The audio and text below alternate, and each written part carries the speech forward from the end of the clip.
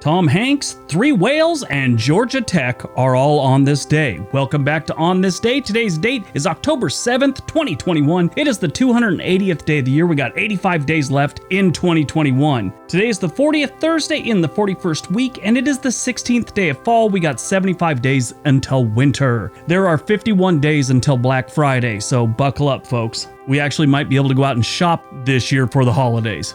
Today is National Frappe Day. National Frappe Day honors this blended coffee or espresso drink. It is often topped with whipped cream. It's basically a shake made out of coffee. At least that's how I feel when I drink one. I guess when they decided on this one, National Coffee Day just wasn't enough. They needed their own. So National Frappe Day is celebrated every year on October 7th.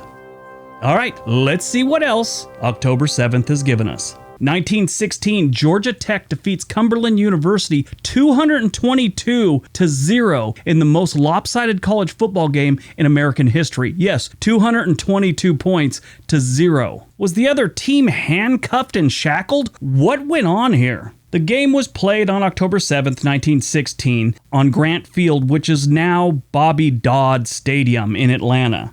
Cumberland opted to punt on multiple possessions. This legendary score happened because most of the game was played within 20 yards of Cumberland's end zone. They just couldn't get it together. They couldn't get out of their own red zone. It was just horrible. Actually, 97% of the game was played within 20 yards of Cumberland's end zone. That's nuts. I mean, you have to disband your team after that, I imagine.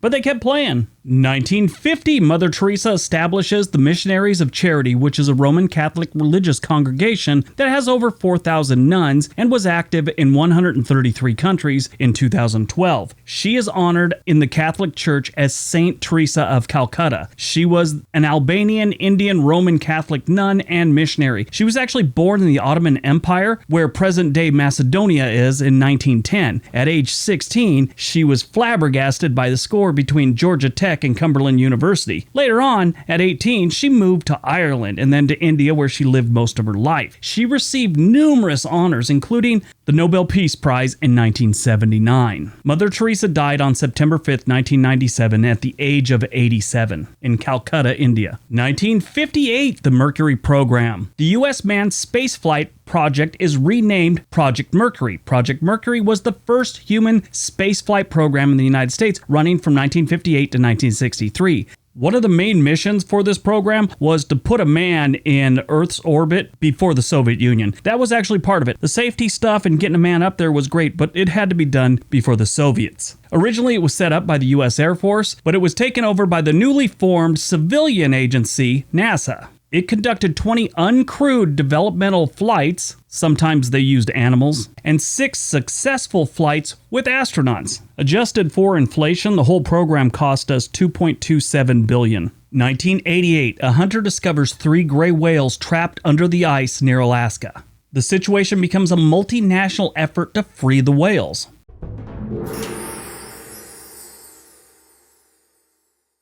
On October 7th, 1988, an Anubiak hunter discovered 3 gray whales trapped in pack ice near Point Barrow, Alaska. The hunter used a chainsaw to try and cut a path to the open water for these whales. He was making a little bit of progress, but eventually fellow villagers helped the hunter by using water pumps to keep the ice from reforming overnight. It kept reforming. As they're cutting away, it's just becoming ice again. They had made a movie about it called The Big Miracle in 2012. Really good movie. I also watched a National Geographic's thing on it, which was extremely interesting. Anyway, so this village is basically trying to get these whales to the open sea, and they're making some progress, but it's really starting to look bad as it gets colder, the ice is reforming, eventually these whales are going to drown. Other villages heard about it and came to help. So it turns into this big thing, eventually scientists show up, and all these different things. The movie is very interesting. The fact that they put as many resources as they could to get these things filled, I mean, Russians were involved, American scientists, anyone that could help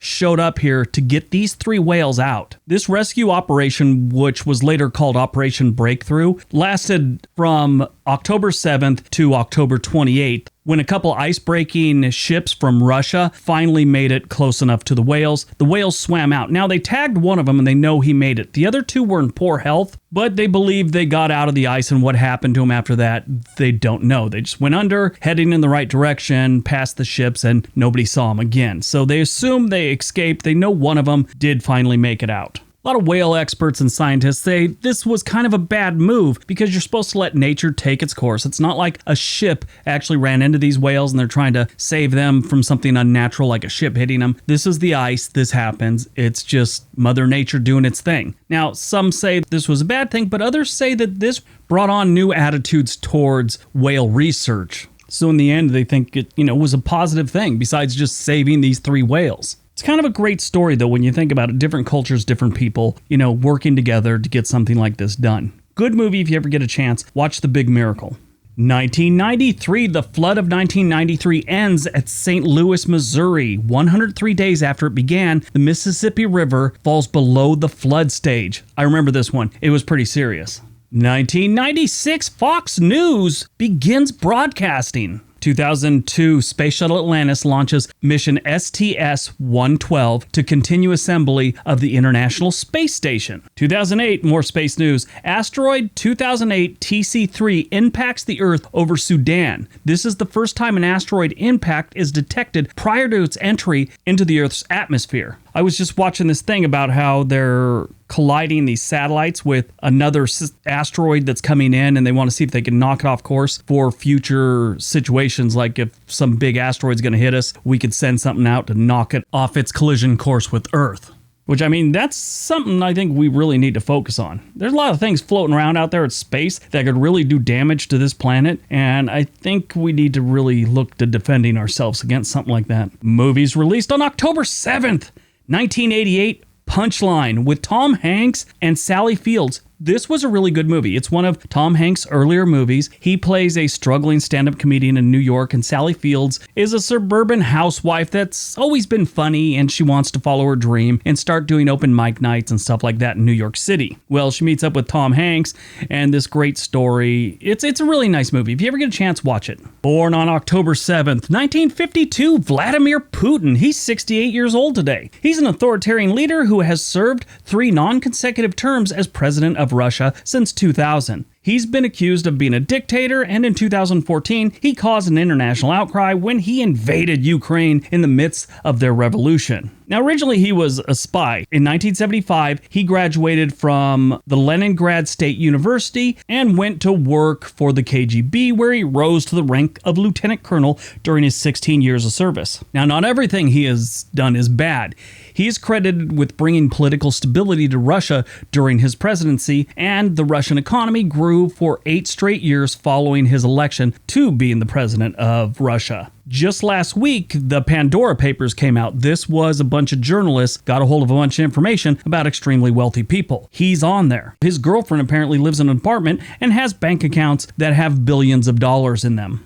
Died on October 7th, 2005, we lost Charles Rocket. Not a lot of you know who he is. He was an early cast member of Saturday Night Live. He was on SNL for the 1980 and 1981 season. Now, he got fired from Saturday Night Live. And this is how it went down. At the time, that Dallas show was on and the Who Shot JR was all over television. So they did a spoof on that. And he got shot in the sketch. Well, the sketch ends, the show ends, and as the cast and guest hosts are waving goodbye like they do at the end of every episode, saying thanks for watching and all that, he comes on and goes, "I still want to know who the F shot me in the chest." He actually used the real word. They had declining ratings at the time and decided to put the show on hiatus, so they didn't finish out their season. And when they came back in 1981, they had people like Joe Piscopo, Eddie Murphy, Robin Duke, and Gilbert Gottfried. So that was definitely a better cast. He was never a star, but he remained a working actor for his entire life. Rocket was found dead on October 7th, 2005, with his throat slit in a field on his Connecticut property. 10 days later, the state medical examiner ruled his death a suicide. Kinda sad. Alright, that's today's video. Hope you guys enjoyed it. Hope you got some information out of it. Now go out, be productive, and be nice to each other.